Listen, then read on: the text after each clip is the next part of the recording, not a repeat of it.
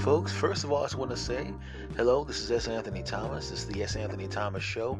And yes, I am back as promised. Now, what I wanted to talk to you about this time is the times when, not in a romantic sense, in other ways where you feel like a dirty, rotten cheater. And I felt like that recently. Not in a romantic sense, in another way, in an interesting way. And I think you'll be interested. And I'm going to tell you the stories right in this episode. So, are you ready?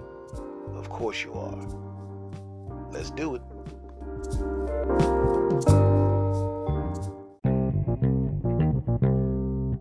Well, hello everybody. How are you doing? This is the S. Anthony Thomas Show. This is S. Anthony Thomas. I am back, my friends, and I'm feeling bad right now. I'm feeling really bad right now because every relationship that I've been in my entire life, I've always been a faithful man. Every single time, a faithful man. That's how I am. That's how I roll. That's how I carry myself.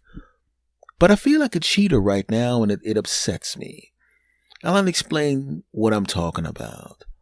I drive a Toyota Camry, and that car has served me well. Right? I mean, it's an older car now, but you know, little things here and there that you have to repair. And every, it's been inspected a bunch of times, and every once in a while I have to get this fixed or that fixed. Not a big deal. Sometimes you got to buy new tires. Not a big deal, but it has served me well. It has been there when I needed it, and it feels great to ride the car. It drives well. You know what I mean? It's a good car, and I'm really, really happy. It was a great purchase and all of that, and it's fantastic. But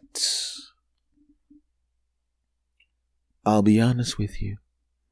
I was on YouTube and now I see a whole bunch of videos for a car that I fantasize about all the time. In fact, it's a couple of cars. In fact, it's a few cars that I fantasize about on a daily basis. They're Teslas, right? I'm driving down the street in my Camry and I see a Tesla Model 3, the new most affordable Tesla car, and it looks good. It's beautiful. Every angle, beautiful. It's sleek and it just slides down the street, right? No, none of that crap. It slides down the street. It's shiny and beautiful. My Camry is cute.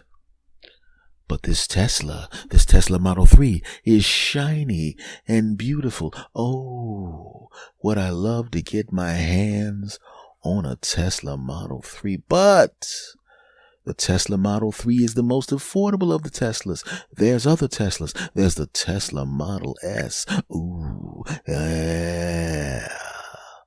Ooh, and the Tesla Model X. Ooh, boy.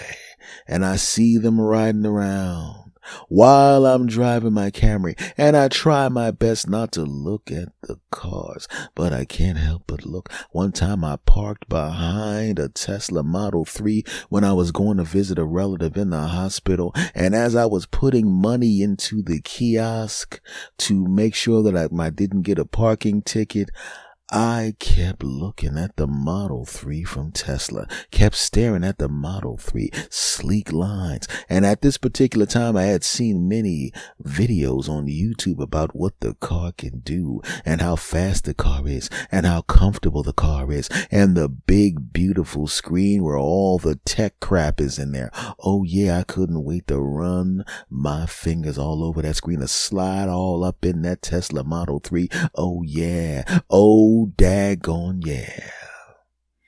And I felt bad because when I put the money into the machine, I walked away quickly to go visit my relative in the hospital. I got about half a block away and I realized I left my door wide open. Oh.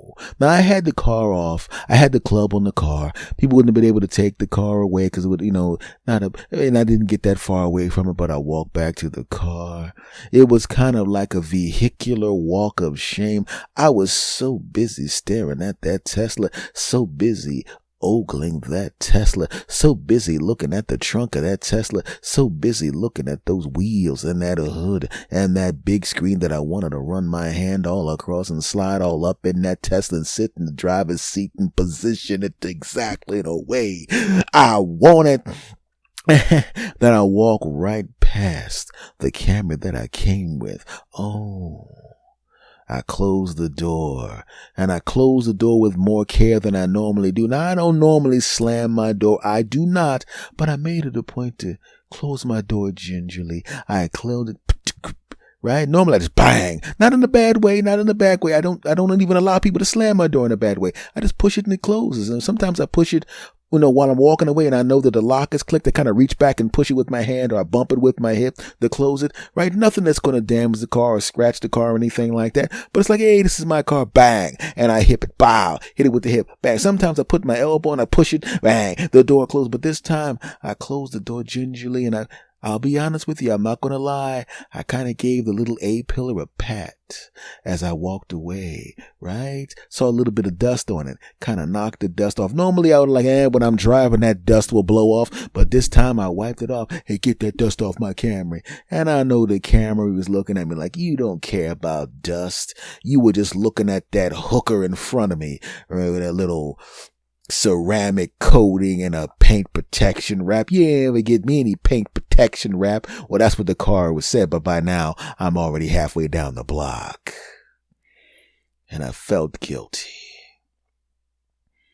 Every date I've ever been on with a woman, I've never ogled another woman when I was with the woman I was with. Never did it, never even thought about doing it. And even if there was someone that was imminently ogleable, I made it a point not to ogle them because I didn't want to disrespect the woman I was with. And also, you kind of don't want to tick off the person who will be next to you in bed who can accidentally elbow you in the chest.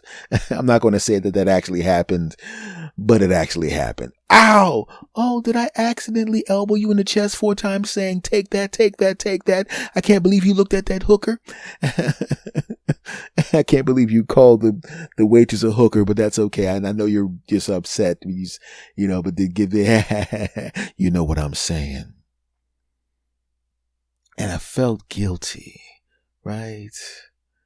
And isn't it weird to feel guilty about something that's not a human being, to feel guilty, right? Isn't it stupid to feel guilty, right? I visit my relative. I come back to the mighty Toyota Camry. I open up the hood of the Camry, right? I put some stuff into the trunk because the person that was visiting needed me to take some clothes back because they wanted their spouse to wash the clothes and take care of the clothes, and I'll bring the clothes back the next time I come back because they have enough clothes, right? I put the hood. I'm still feeling guilty, so I put the hood down.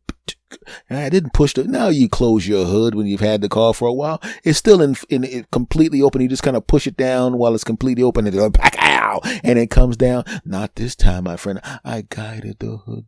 I guided the trunk down. And even when that's the sound of vehicular guilt. That's how it sounded when I closed the back of the car. Ginger, right?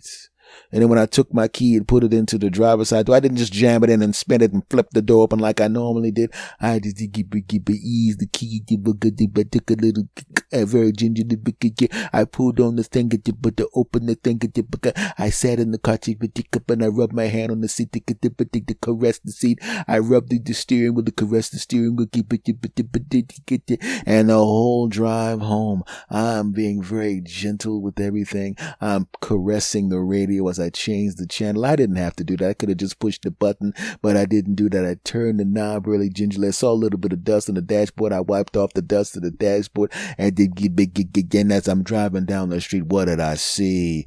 Oh no. Oh, don't look. Oh, this never happens. How many times does this happen where literally on the left side of me is a brand new Raven Edition Tesla Model X, and to my right is a brand new Raven Edition the Tesla Model S. This is a true story. They're both to my left and my right. I hadn't seen them. I knew what they were because I've been watching about 15 billion Tesla videos on YouTube, because in the back of my mind, eventually I'll be able to get one of those, hopefully. And I'm sitting there and I know these vehicles so well that I immediately identified them. I knew what year, I knew what make, I knew what model, I knew what trim it was immediately. And I'm looking forward, right? And I'm not going to turn my head to the left or to the right. I'm not going to do it. Hopefully these two cars will turn away at some point, so I don't have to. I don't want to look at them. I don't want to tick off the mighty Toyota Camry. I'm in the Camry. I think the Camry has finally forgiven me, because I didn't actually go up and touch the car and I didn't linger on the car too much. I'm hoping the Camry has forgiven me, and I'm driving down the street. And I know what kind of power these cars have. I'm hoping these two cars will notice each other, because they're both the ludicrous editions, and I hope they're going to both, kind of drag race and get away from me quickly. But unfortunately, these people are the kind of people that like to drive casually, and I'm driving down the road and I'm going, why are these people driving at exactly the same speed I'm driving? I can't even look at my side mirrors, because if I look at my side mirrors, the Camry's going to think I'm trying to ogle the two cars, right? Oh, this is ridiculous.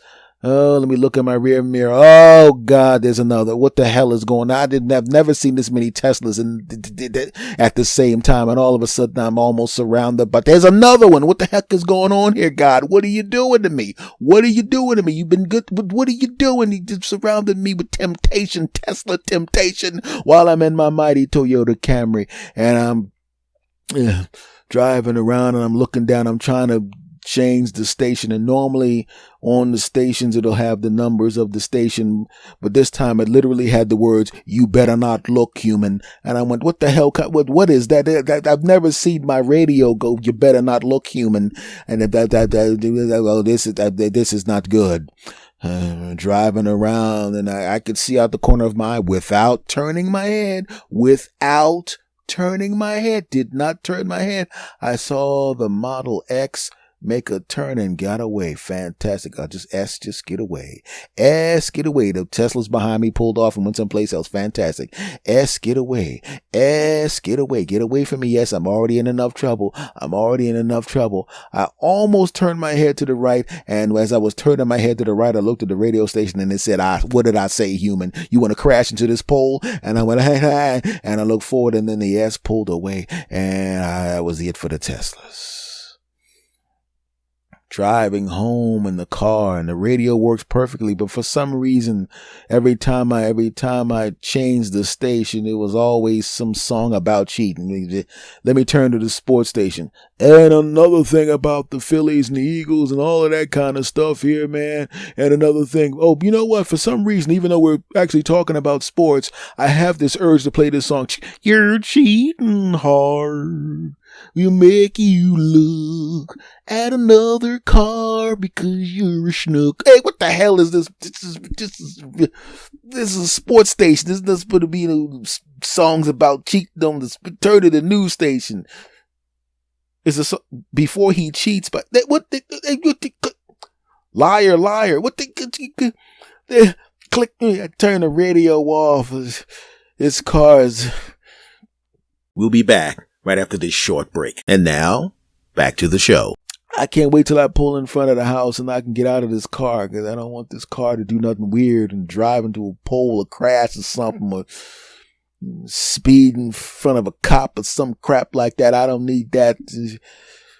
I gotta apologize to my car, because I don't want any problems, Another Tesla comes up, and I look at the Tesla and I can feel the car varying left and right and left and right. I'm like, I said, first of all, who's going to spend that much money on a car? You would never see me spending $100,000 on a car. That's just crazy. First of all, I have nowhere near any of that kind of money. But even if I did, heck no, I want my cars to be practical, because that's the way I like it. What kind of fool? I mean, I'm cool with the Tesla and all that kind of stuff, and I think that's great for other people. But for me, to heck with that crap. Forget the Teslas, dagnabbit. I just want cars that burn fossil fuels and get good mileage, but definitely not electric, because that's not for me.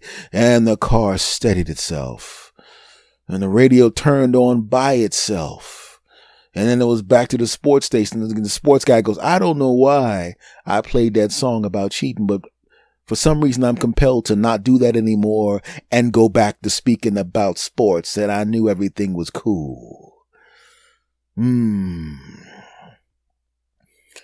Pull back up in front of my house, and I walk into the house.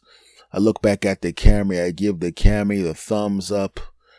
The Camry flicks its lights. I did not know that was kind of scary. It was kind of like that movie with the car with the devil in it. I don't know what the heck, but anyway. And I walk into the house and I sit down. And I go to YouTube and I type up Toyota Camrys, right? And I realize that when I get whatever my next car is, I'm going to get a Toyota Camry. That's what I'm going to do. And that's what I say by the window with my laptop. Then I push the window down and immediately looking up every damn Tesla that's existed. I looked up the Model Y and they ain't even making that one yet. You're damn right. I'm telling you right now, I know the car can't hear me now because the damn window's closed. I don't give a crap. Hey, Camry, you can kiss my butt. I'm getting me a Tesla when I can afford it. You can kiss my butt. You're daggone right. And I'm going to trade you right in. I'm going to take you and I'm going to trade you in for the damn Tesla. That's right. That's right. I'm going to go someplace where it's a Tesla dealership where you can't see the logo when you pull in. I'm going to pull into the back and I'm going to park you there, or I'm going to tell you I'm coming to pick up somebody. Then I'm going to get out the car. I'm going to bring out the person who has a Tesla shirt on. We're going to stand in front of you. We're going to point and laugh, and he's going to go, I can't really give you that much for this car. I'm going, I don't even want anything from the car. Do me a favor. Take that crap and crush it and give me that cool Tesla that I'm going to pull up front. And the Tesla said, before you crush the car, leave it right up front. I'm going to pull up to the Tesla. I'm going to sit down. I'm going to hug the damn Tesla. I'm going to kiss all on it, right on the windows. Go up to the Tesla logo and kiss the Tesla logo. I'm going to do several obscene gestures with my fingers to teach you a lesson, punk. And then I'm going to drive off. Yeah, and I'm going to have them show me pictures of you crushed and turned into metal.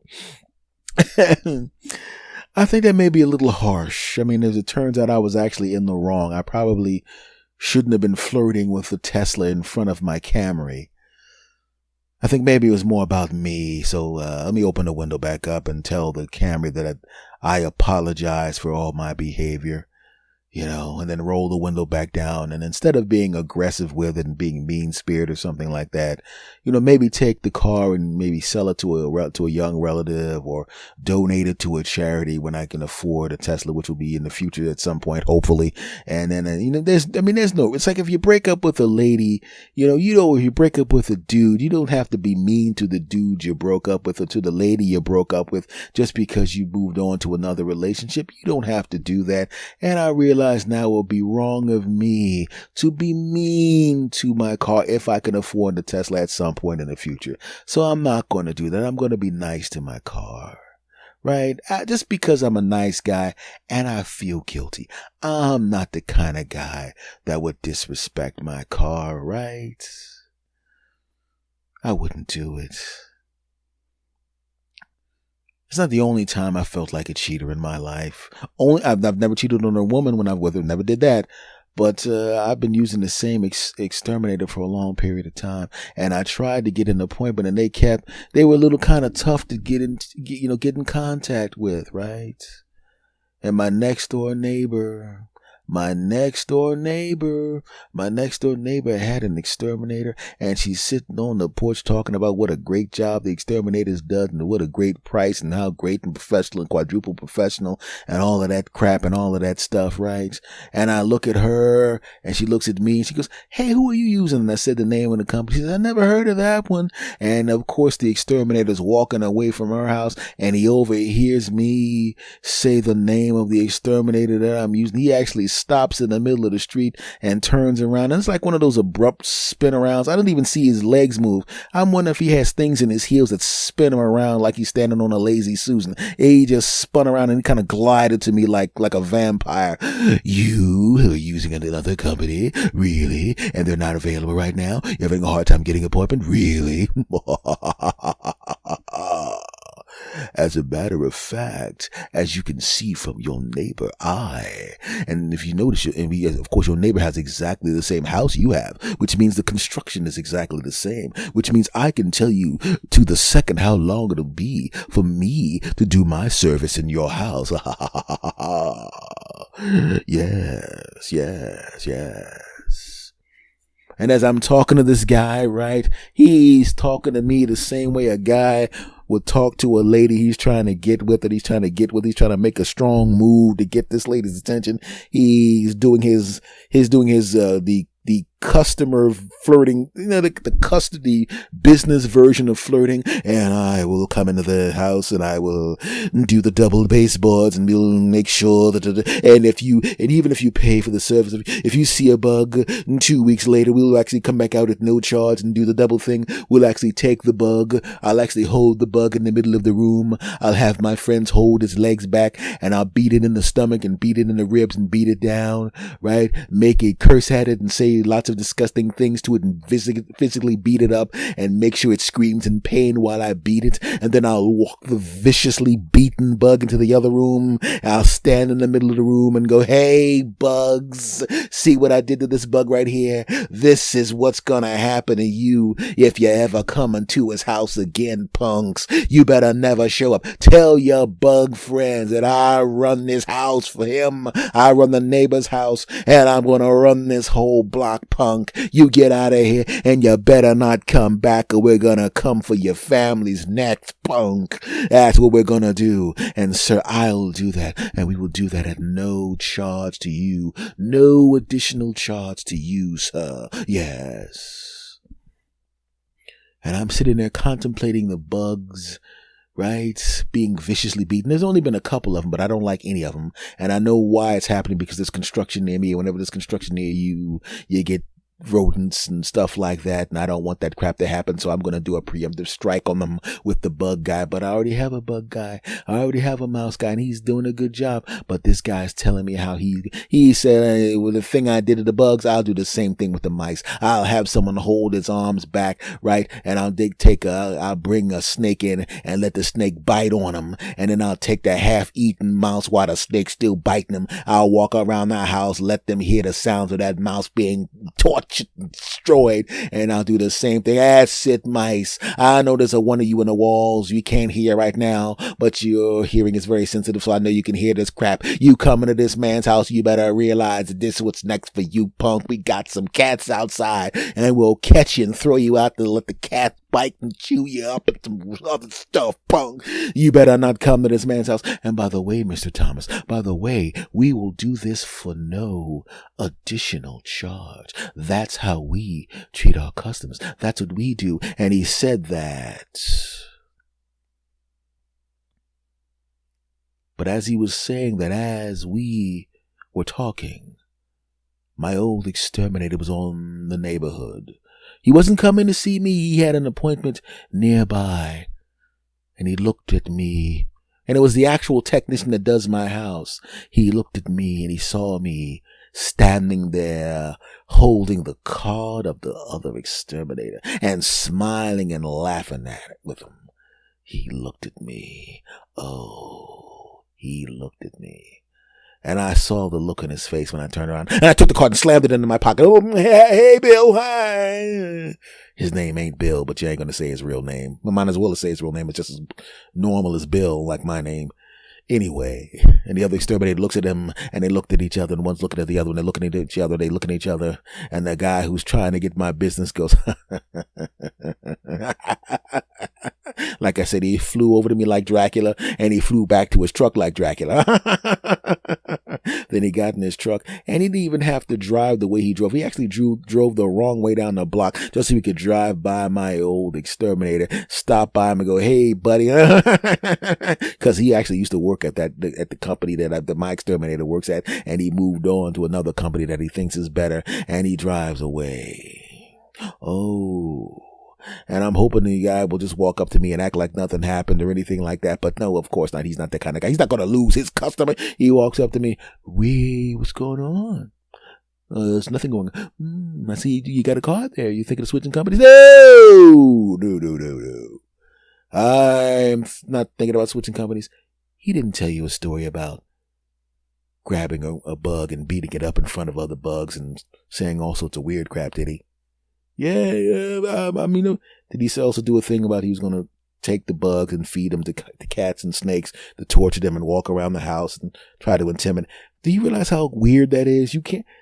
They're bugs and mice. First of all, because of my service, you don't really have any of those. I've kept your house free of those things for a while. So, I mean, do you realize that the reason we had him fired from the company was because he actually would bring in some bugs and mice into people's houses just so he could come back 2 weeks later and kill the bugs and mice? And you know how scary it is to have a guy walking around the house pretending to beat up mice and bugs? And you took his card? Really, bro? So I had to save the situation. Look, Bill, he's actually here for my neighbor. I heard him telling these wild stories, and I was laughing myself. And then he gave me this card, and I'm thinking, is this guy nuts? He thinks I'm going to let a nutcase like him in my house doing that weird crap? He must be crazy. And if you notice, if you'll check your machine when you go back, if you check the office, you'll notice that I gave you a bunch of phone calls, meaning, of course, my intention was to use you guys and not that guy. He goes, really? I go, yes. Check your thing now. He pulls out his cell phone. He checks the messages. And as it turns out, he got all my messages. Oh, okay. We're good then. I said, yes. Do you think you can set up an appointment for me right now? You know what I'm going to do? That was my last call of the day. The lady that I'm going to right now. I'm going to come to your house and I'm going to take care of you right now. Fantastic. And we shook hands and he went back to his car. Now, the truth is I was not going to switch companies, right? It was one of those things. You ever have somebody you're in a relationship with and they let somebody flirt with them? They are absolutely not going to cheat on you under any circumstances, but it's one of those flirts to see if I still got it type things, right? You ever been there? I had a girlfriend do that to me, right? There was no way she was going to cheat on me, but she flirted with somebody to see if she still got it, right? I never flirted on her to see if I still got it because I never lost it. Excuse me while I kiss myself. Ow! Good God! Chippy to James Brown. But you know what I'm saying? But I felt like a cheater. As it turns out, the exterminator and I are on good terms. I'm going to call him tomorrow to set up my next appointment because he already took care of that appointment. That happened like earlier, late last month, so it's time for him to come back again, even though everything's cool. And I'm going to drive my Camry tomorrow. And no matter what kind of vehicles there are around me, I'm only going to think about my Camry. Because my Camry's the best. Oh, damn, he closed the window. Can we lock it? Hey, Camry! Camry! Okay, the Camry did not hear me. The second I make some real money, I'm buying a damn Tesla. Yeah, I said it. All right, my friends, it's good to be back. Thanks for the love. Thanks for everything that you've done for me. You're wonderful people. And I will see you again next time. Take care.